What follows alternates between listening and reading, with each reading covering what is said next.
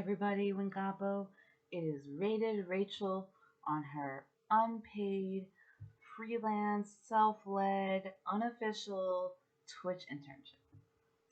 So thanks for tuning in. Welcome. I thought I'd do a little multitasking today.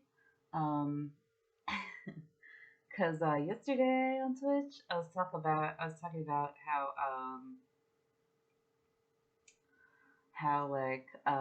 I am not working. I'm living at home and I'm working on unpaid projects that I'm hoping will turn some money someday. And I said that if I were working, it would cost my parents more money to support me. So it doesn't really make a lot of sense if you do the math. It's pretty easy math. But I thought I'd do that math for us today. So I have my little scrap sheet of paper here and my pen. Oh, I can choose which pen I want. Well, this one's already open. So I'm gonna write some numbers. Let's just open the Longing. Oh, I did my makeup today. I'm wearing Teletubby purple. You guys know what Teletubbies are? The little Teletubby fox eye, make it nice and foxy.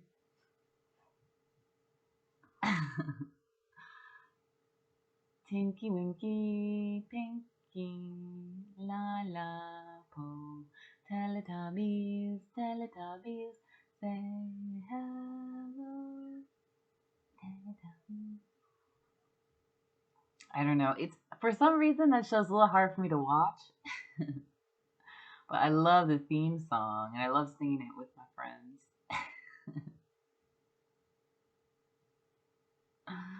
Oh my god, Teletubbies. Used to be on PBS.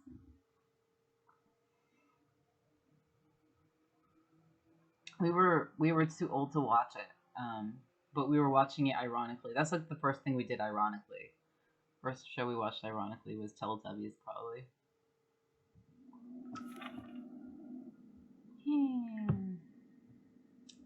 Make sure it captured. Oh, it did. So we'll walk around a little bit,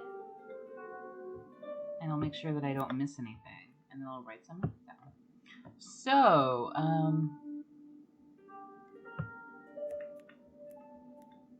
some people are like, "Oh, it's inappropriate to talk about finances," and I'm like, you know what? We're all adults here. It's totally appropriate, and it's like good. It's just good to know, and I'm not embarrassed. So my folks had me write down a budget when I moved back home, and I was looking for work because I still needed to eat and clothing and gas money and stuff. And they were like, write down how much you think you need, outline everything, which was really nice and very classy of them to just be like, what do you need, So I wrote down this much for gas, this much for clothing, this much for food, this much for toothpaste. Freedom's got a cost, everything costs money because we live in capitalism. And they got me a computer, which was really nice. And so I ended up, it changed a little bit because I did the math wrong the first time, and I couldn't figure out what happened. Made a math mistake. Instead of how much money I needed for food per day, per meal, I did it per day. So it was a third of as much money as I needed for food. And I was like, where's all this money going? I'm so careful. What's going on? So I messed that up. So it ended up being $17.60 a month. Which I found out recently actually is qualifies you for food stamps. But you would have to pay rent on that too. I think $18.50 a month is the cutoff for food stamps. This is an expensive area, so things, if you're from a different part of the country, things cost a lot here. We're pretty close to New York City. So about a couple years into living at home, I applied for SSDI for face blindness because I thought it was a workplace disability. which I talked about a little bit yesterday on social media in the New York Times article that I wrote, the sample article I wrote and submitted to them. It's just a sample article. I'm sure they'd have me write about something else, but you know. SSDI. Some people think that they're like, oh, you're on SSDI. Why don't you move out? It's not enough to move out on. It's $657 a month from the government, from all your taxes. So thank you very much. I think, like, it's not only like you have a disability. I think, well, like, I don't know. I don't make $1760 a month, or get $1760 a month plus my SSDI. I give the SSDI back to my parents because I only need $1760 a month. So anything that I get back from the government, I give to them. I give them my stimulus check because I am so grateful for the help as I'm making a career transition, hopefully. Because SSDI doesn't mean that you can't work again. It means that it's like,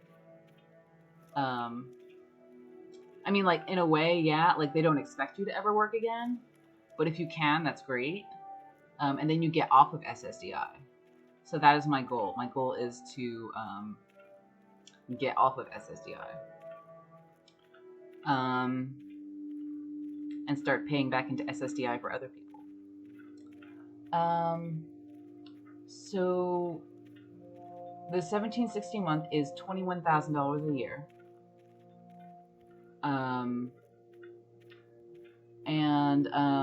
The SSDI is about $8,000 a year. So I give my parents back about $8,000 a year. So they end up paying about, I'm going to round up to $14,000 a year. So that's what, I mean, like, a lot of millennials have help from their parents. It's like more normal than not normal. For me to live at home and not work cost my parents $14,000 a year. Okay, so the last job I had was an assistant to the director at a nonprofit organization. Like, on paper, that's a really good job. Let's just say that I'm still doing that and I'm still making $30K a year. So,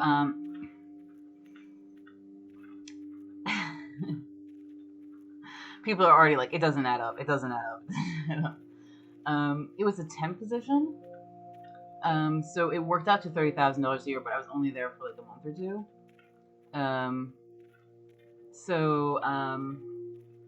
But my parents are so nice and so classy.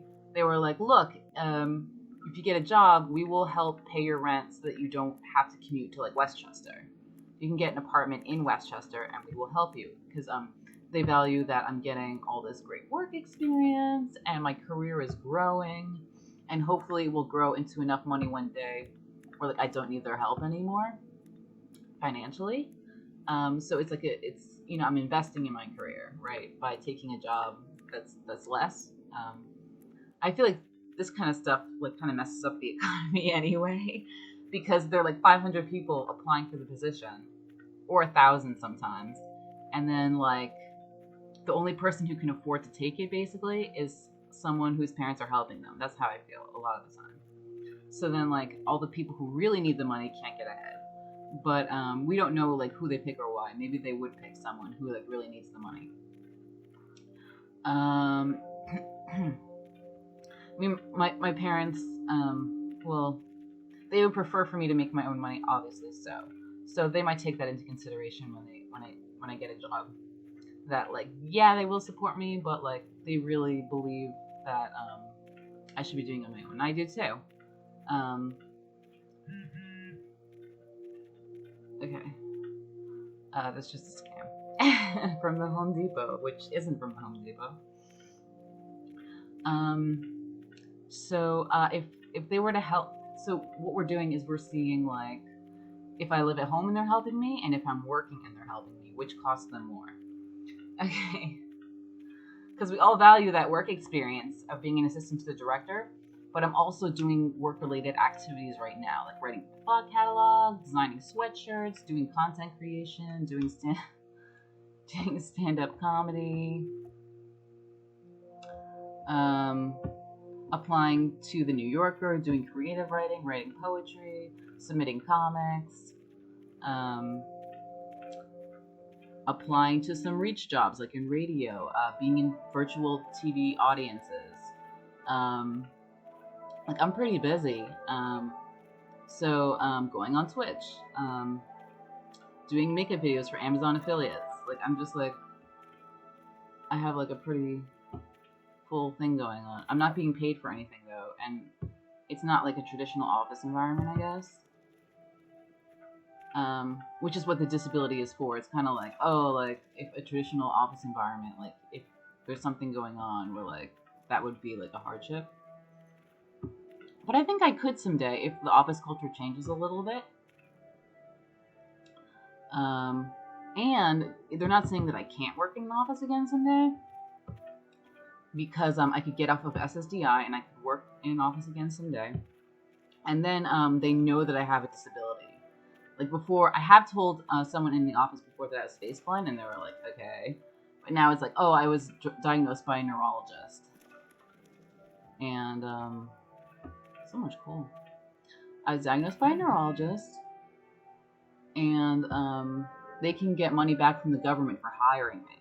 Because people are like, oh, you shouldn't tell them that you have a disability. And it's like, oh no, if they're a smart employee, they definitely want to know you have a disability. And they can get 25% to 40% of your salary back. So she could have gotten like 10 to like, I'm just going to estimate $10,000 to $15,000 back from the government. So she would only be paying me like $15,000 to $20,000 a year. So she would get the money back from the government. So what does rent cost? I'm going to hit up at the end of my calculator. Rent in Westchester, we're going to say, is $15,000 a year. I mean, $1,500 a month. So we're going to do $1,500 a month times 12. And, you know, plus utilities. You know, we'll say it's $1,500 a month. So either I or my parents would have to pay for that. But I'm only making $30K.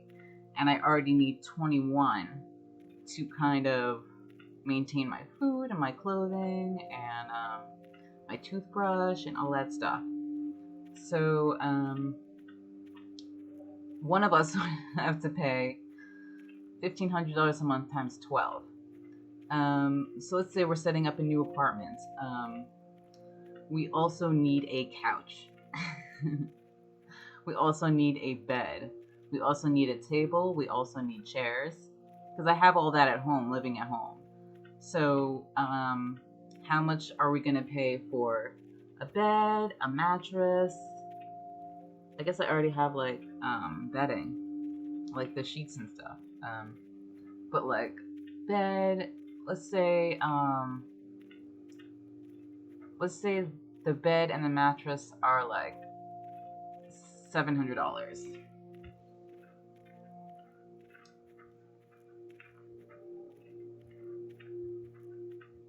Okay, how much is a couch? How much is a couch? And we're not going to get it used because that is disgusting. I'm like an empath, so I'm going to feel all this energy of people I don't know. And like, it's going to be disgusting. Let's say $500 for a couch.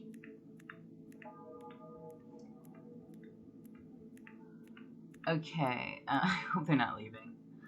Okay, then we need a table and chairs. Let's just say that's like $200. We'll get it from IKEA.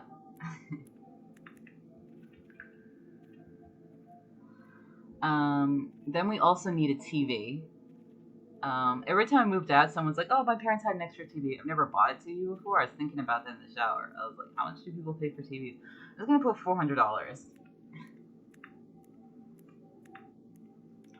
Now, we need internet, because we have internet and cable here, but I would need internet and cable there. Well, they chose to go here.